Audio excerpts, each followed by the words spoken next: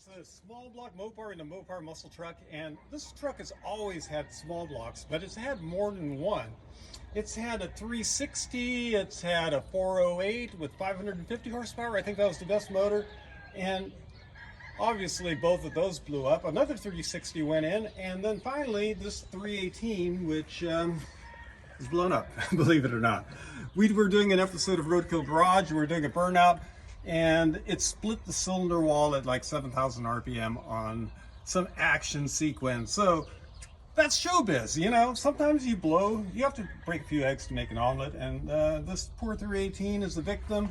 It has a split cylinder wall like so many others, and the truck's been out of commission since then because I've been trying to decide exactly what the best approach would be for the next power plant that goes in it. Now, there were a few flaws with this truck. It's a manual transmission truck, and what it has is a Chrysler A833 overdrive transmission, which is basically a 4-speed that's overdrive. So the ratio spreads are super wide. The jump between gears are so extreme that it's very, very hard on the clutch.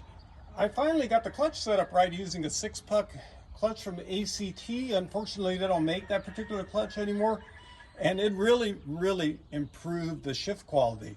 But this thing's not shifting at all because the motor is junk.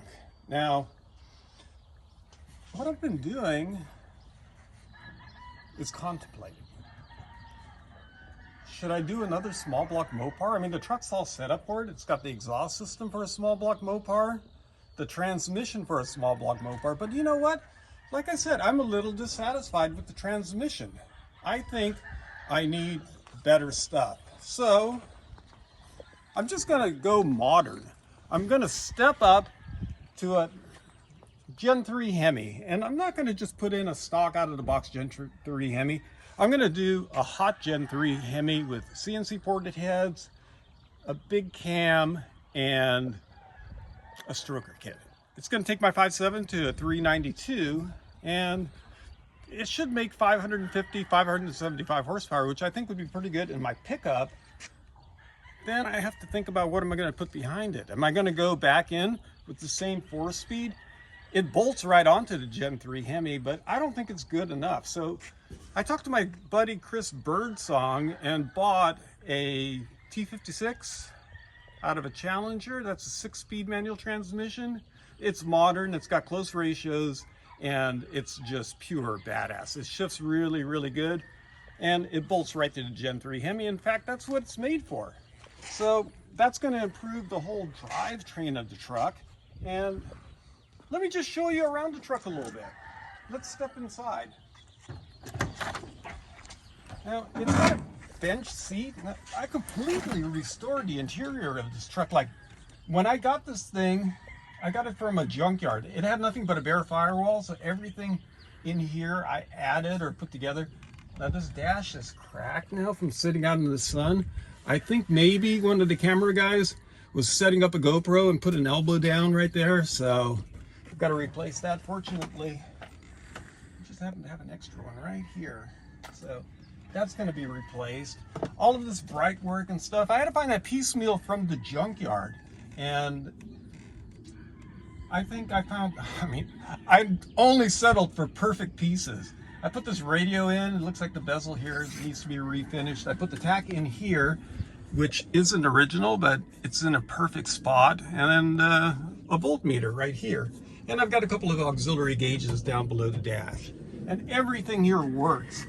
It has the whole factory air box, which I took completely apart, rebuilt, fixed all the doors, put new foam in it, so that's all pretty much like new. And what I'm really proud of is right here. These are like they're pretty rare. Most of these trucks came with plastic door panels. These are the metal ones, which, believe it or not, were the low line door panels, were stamped steel, and the high line trucks had like they had plastic door panels with wood grain and all kinds of accoutrements like that. But I like this, and I've got this totally insulated behind there and all carpeted. And this seat is kind of rare because it's actually, well, this is kind of jammed up from sitting around, but it's a split bench, which you never really got in a truck except if it was a club cab or, yeah, I guess a club cab, or an extended cab with jump seats in the back so you can get back in there. Overall, the body of this truck is really nice. And here's the story. This pickup right here next to it, this fleet side is a 72, and I picked this up. This was my project truck actually, before the Mopar Muscle Truck, and I had it running really good. I had it all hopped up. I had a 518 overdrive trans, a hot 360 motor. It was really good, but then it was involved in a hit and run accident. And I was not the hitter, I was the hittee. And at that point I said, well, I need to fix this thing.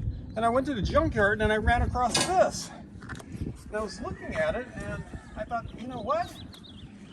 This one is in better shape than the one I'm trying to fix up. So I bought this thing from the junkyard for, I think it was 900 bucks. And like I said, it was missing a lot of parts, but the body was completely rust-free. I think it was really low mileage and just ended up in the junkyard for whatever reason. So that's how I ended up with the Mopar Muscle Truck, which right now is the Mopar non-moving truck. Got a lot of parts for these. I've got plans for a hot engine. As far as the Stroker Gen 3 Hemi, I have the Hemi machined, I've got it balanced, I've got the rotating assembly.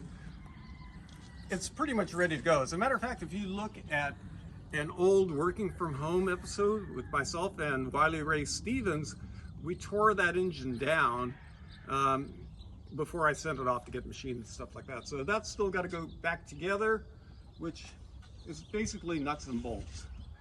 So I don't have this scheduled for when, but we're supposed to have this thing repowered in this season of Roadkill Garage, which we're shooting right now, which means I probably have to get that engine back together. And when I do, it's going right in here, and you will see that in a future episode of Roadkill Garage.